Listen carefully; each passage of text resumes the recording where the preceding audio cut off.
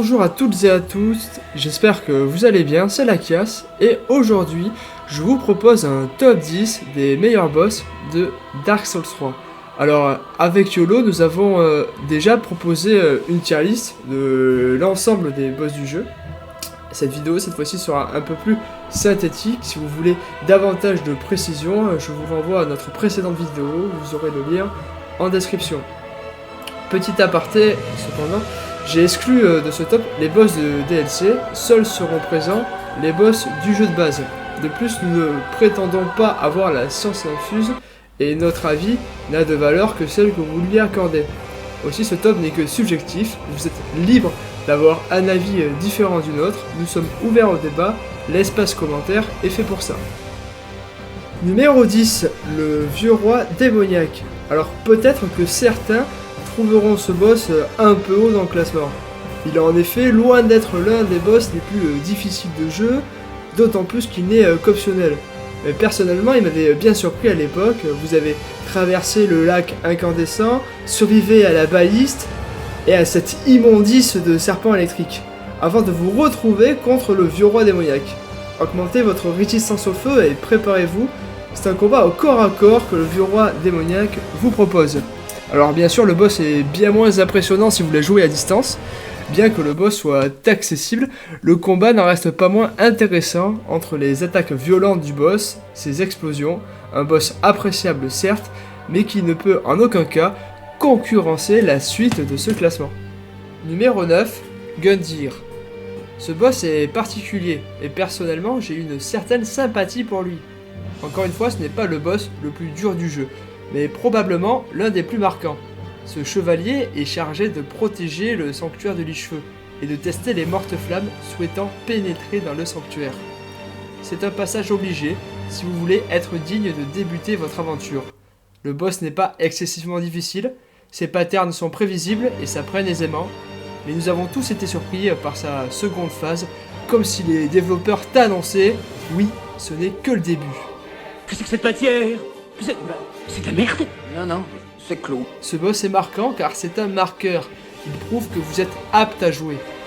Vous le rencontrez une seconde fois, bien plus loin dans votre aventure. Il est plus fort, il est plus rapide, mais vous avez progressé.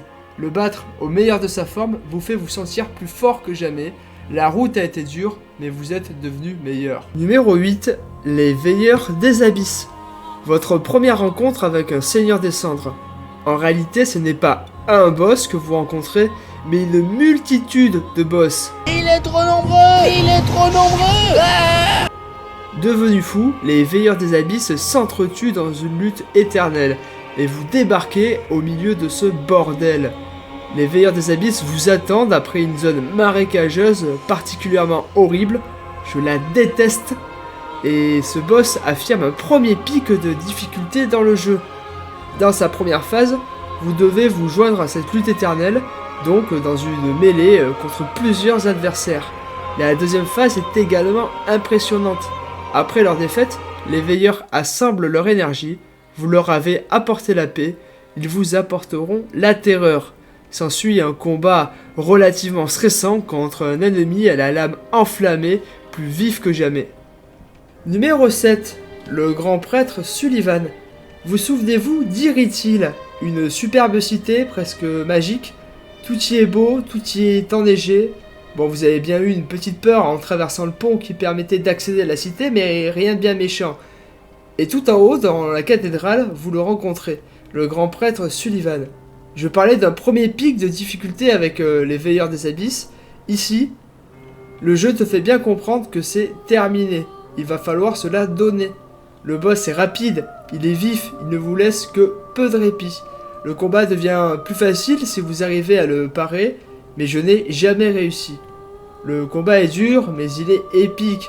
Le boss ne vous laisse que très peu de repos avec ses deux épées. Il danse avec vous, et ce, jusqu'à votre mort.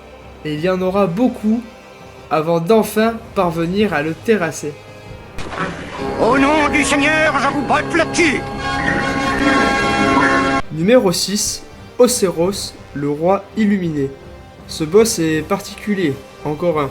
C'est ce que j'appellerais un boss à l'or. C'est en effet l'ancien roi de l'Autrique. et le moins que l'on puisse dire, c'est qu'il est intriguant. Vous arrivez à sa rencontre et il vous parle. Il est laid, il semble difforme, aveugle, et vous saute sauvagement dessus, avant de tenter de vous écraser. Si vous regardez attentivement ses mains, vous remarquerez qu'il semble tenir quelque chose d'invisible. C'est en réalité un bébé que les développeurs ont retiré. Oui, même pour un Dark Souls, se faire fracasser par une main tenant un bébé, c'est peut-être un peu trop. Si le combat est intéressant, on arrive déjà à la fin de toutes les questions cette vidéo. Ce boss, alors, comme vous avez pu le remarquer, c'est pas réellement un top 10, on est plus sur un top 5 actuellement. En fait, le top 10 sera découpé en deux parties, une deuxième partie qui devrait sortir prochainement. Donc j'espère que cette vidéo vous a plu, c'est la première fois qu'on essaye de proposer ce format sur la chaîne, donc n'hésitez pas à nous faire des retours. Les commentaires sont là pour ça, on a vraiment envie de progresser, de savoir un peu si ça vous plaît tout ça. Et si ça vous plaît, n'hésitez pas à mettre un like et à vous abonner, on débute donc ça nous ferait extrêmement plaisir. Allez, à bientôt.